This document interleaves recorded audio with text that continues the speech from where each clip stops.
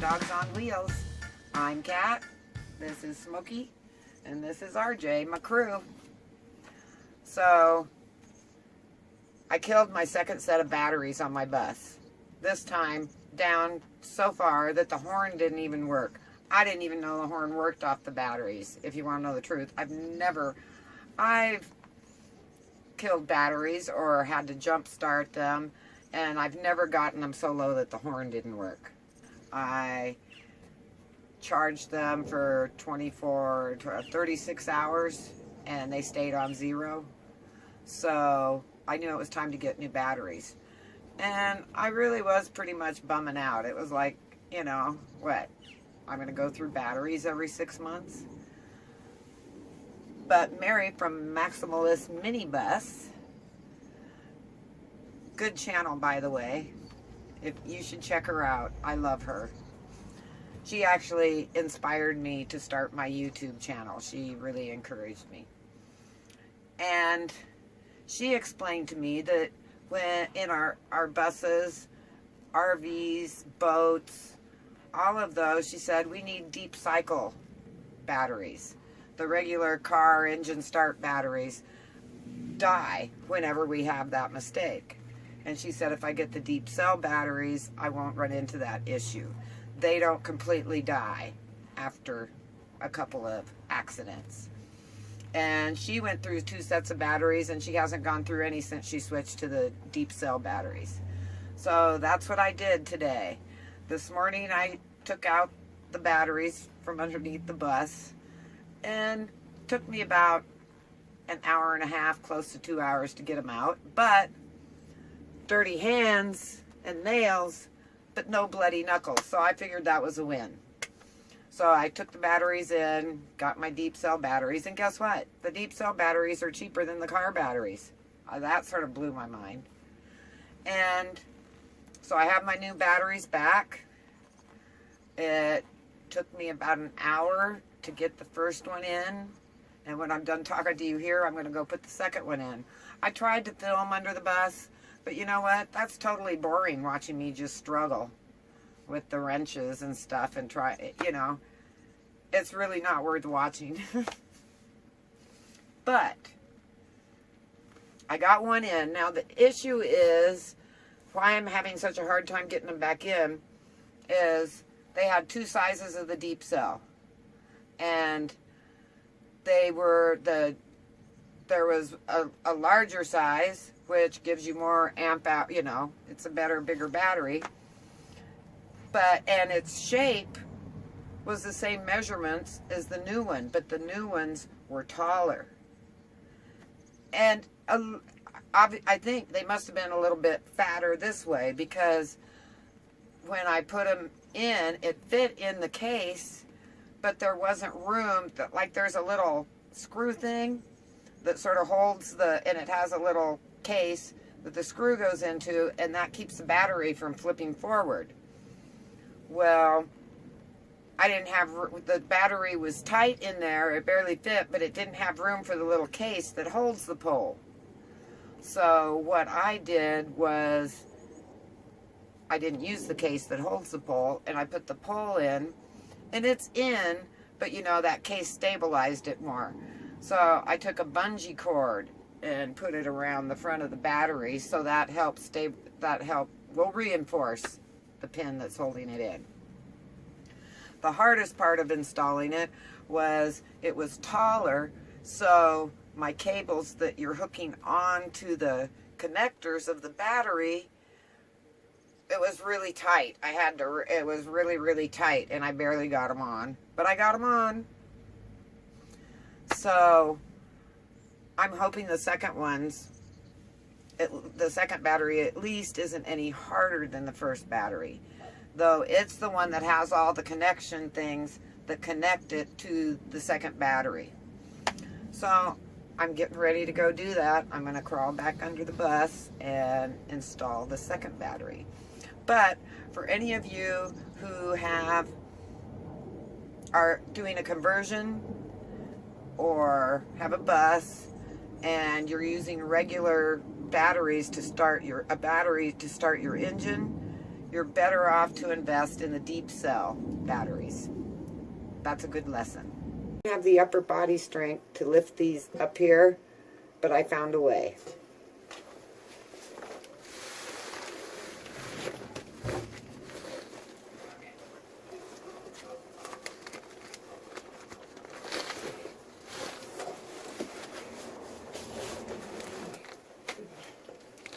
The first one was easier than this. Okay, one more time. Yeah. Okay.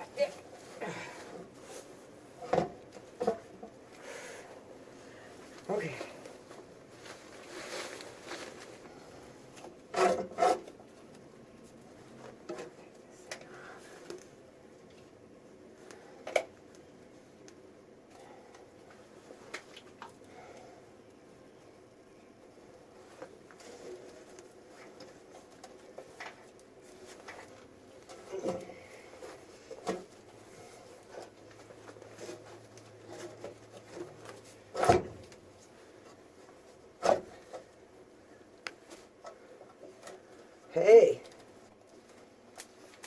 Ah. Okay, now I'm getting sparks. Connect the negative first. Okay.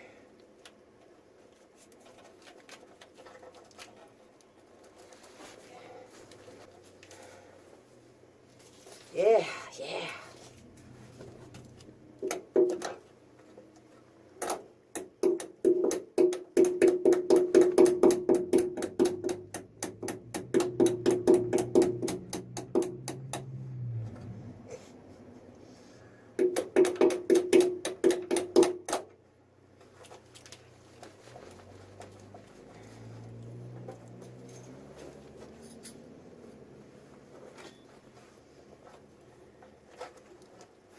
We're having some fun now, huh? This one actually the cords aren't as tight, at least the negative. Am I supposed to hook up the negative first? I'm sure someone will tell me. Just sort of freaked me out when the other one sparked. Oh yeah. So far, this battery is easier than the first battery. Obviously, I decided to bring you under the bus with me the second time. Actually, it was because I originally brought you under here to show you my clever way of lifting the battery in. The first battery lifted on my leg easier than this one did. Okay, one down.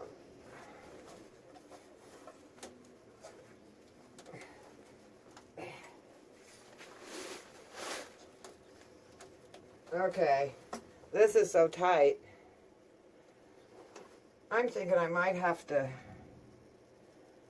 I going to have to exchange these batteries for the smaller size? Oh dear.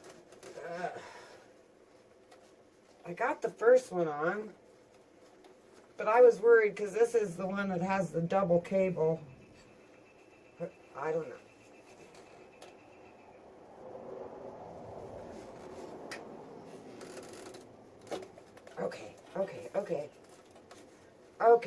Okay. Ugh. One more. Oh, it keeps wanting to spark.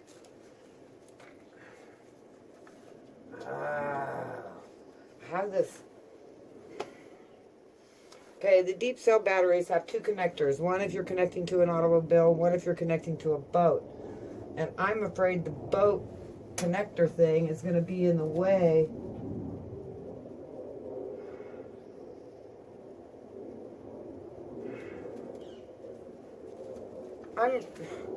Unfortunately, I think I'm going to have to go back and get the smaller batteries. Shoot.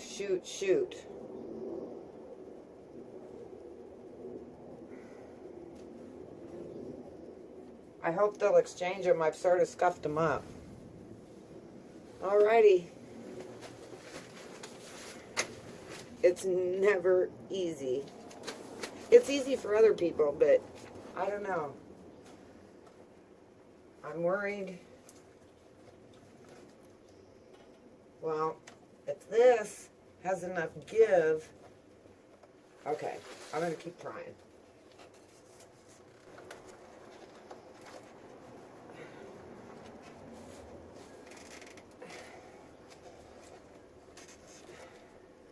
At least I got the connector thing away from the metal, so it's not going to spark on me.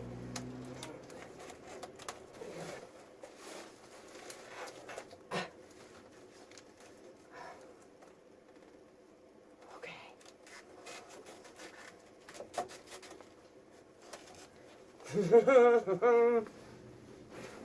I was almost ready to give up too soon. Maybe I should go get a hammer.